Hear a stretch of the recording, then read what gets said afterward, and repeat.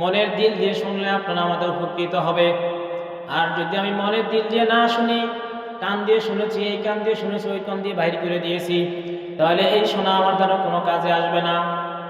আল্লাহর নবী করিম সাল্লাল্লাহু আলাইহি ওয়াসাল্লাম বলতেছেন, লা ইয়াকউদু কওমুন ইয়াযকুরুনাল্লাহ তাআলা, যখন তোমার কোনো কওম, কোনো জাতি, কোনো কেউ লোক যদি এরকম জমা হয়ে আল্লাহ তাআলাকে স্মরণ করতে থাকে, আল্লাহ তাআলাকে স্মরণ করে, আল্লাহর নবী পয়গম্বর সাল্লাল্লাহু আলাইহি ওয়াসাল্লাম বলতেছেন, ইল্লা হাফাতুহুল মালায়েকা, তাহলে ওই জাতিকে, ওই কওমকে, ওই লোকদিগকে আল্লাহ তাআলার রহমতের ফেরেশতারা বেষ্টন করে রাখেন। সুবহানাল্লাহ। চতুর্দিকে বেষ্টন দিয়ে রাখেন। শুধু এটা নয়, রাসূল আকরাম সাল্লাল্লাহু আলাইহি ওয়াসাল্লাম আরো বলতেছেন, ওয়া গাশিয়াতুহুর রাহমা, এই যে আমরা যারা আছি এখনো, যেই কয়জনে হোক, আমরা যারা আছি এখন, আমরা আল্লাহ তাআলার রহমতের ঢাকনার তলে আছি। সুবহানাল্লাহ। রহমতের ভিতরে আছি। যেরকম আমাদের মা বোনেরা যখন ভাত রান্না করে, তরকারি রান্না করে, উপরে ঢাকনা দিয়ে রাখে, নির্দিষ্ট টাইম থাকে, টাইম থাকে না, একটা সময় থাকে, নির্দিষ্ট টাইম থাকে, বা ঢাকনা দিয়ে রাখে, যখন ভাতটা উত্তীর্ণ হয়ে যায় ঢাকনাটা নামিয়ে দেয়। আমাদের এই মাহফিলের একটা সময় আছে, সময় শেষ হয়ে যাবে, আল্লাহ তাআলার রহমতটা উঠিয়ে নেবে। অর্থাৎ যখন মুনাত হয়ে যাবে, চলে যাবে না বাড়িতে, তখন এই ঢাকনা আল্লাহ তাআলা উঠিয়ে নিয়ে যাবেন। ওয়া গাশিয়াতুহুর রাহমা, আল্লাহ রাসূল সাল্লাল্লাহু আলাইহি ওয়াসাল্লাম বলতেছেন, আল্লাহ তাআলার রহমতে তারা তোমরা ঢাকা আছো, আমরা যারা আছি ঢাকা আছি।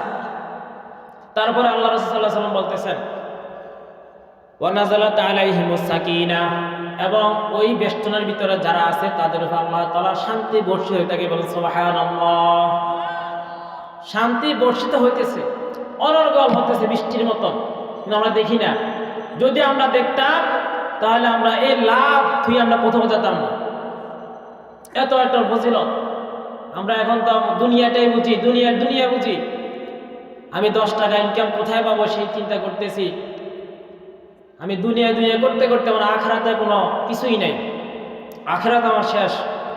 যে পুঁজি আমার আখিরাতের জন্য, যে কবরে যাওয়ার জন্য আমার যে আখিরাত দরকার, যে আমল দরকার, সেটা আমাদের এখন নাই। এখন আমরা চিন্তা করতেছি, অমুকের একটা বিল্ডিং হয়েছে, আমার একটা বিল্ডিং করা দরকার। অমুকে 5 ঘন্টা জমিন কিনেছে, আমি 2 ঘন্টা হলে জমিন কিনতে হবে। মানে দুনিয়ার ভিতরে পাল্লাদার। আর দেখেন আগেকার যুগের মানুষরা কিরকম ছিল, ইমানদাররা কিরকম ছিল। তারা একজন আমল করতেছে দেখে তার হিংসা লাগতো, আমার আমল করতে হবে, তার থেকে বেশি কিভাবে আমল করা যায়, আমি সে আমল করতে। নাযালাত আলাইহিমুস সাকিনাহ, আল্লাহ তাআলা এই মজলিসের উপর রহমত, শান্তি অবতীর্ণ করতেছেন বৃষ্টির মতো।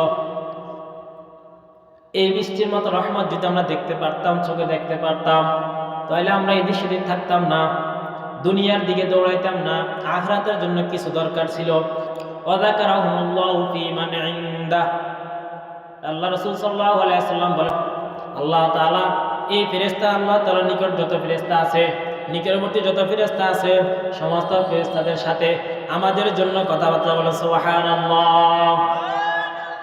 আপনারা আমাদের জন্য কথাবার্তা বলে, বাক বিতরণ করতেছে যে এখানে কারা কেন বসছে।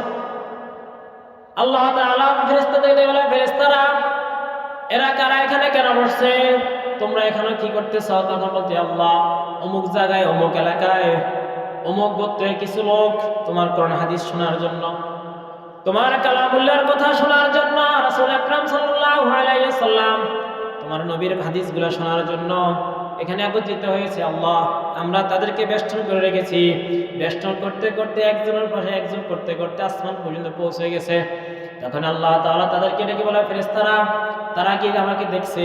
ফেরেশতা বলে, আল্লাহ তারা তো আপনাকে দেখে নাই।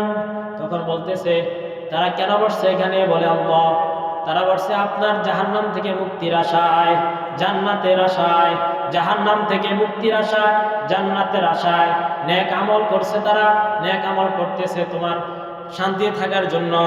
দুনিয়াটা শান্তি অশান্তি মিলাই আছে, দুটোটা মিলাই আছে। দুনিয়াতে কেউ বলতে পারবে না আমি শান্তিতে আছি, কেউ বলতে পারবে অশান্তিতে আছি, দুটোটা মাঝামাঝি আছে। আর জান্নাতের ভিতরে অশান্তি নামক কোনো বস্তু সেখানে নাই, শুধু শান্তি আর শান্তি। আর জাহান্নামের ভিতরে অশান্তি নামক বস্তুই আছে, শান্তি নামক কোনো বস্তু জাহান্নামের ভিতরে নাই। আল্লাহ রাব্বুল আলামিন ফেরেশতাদের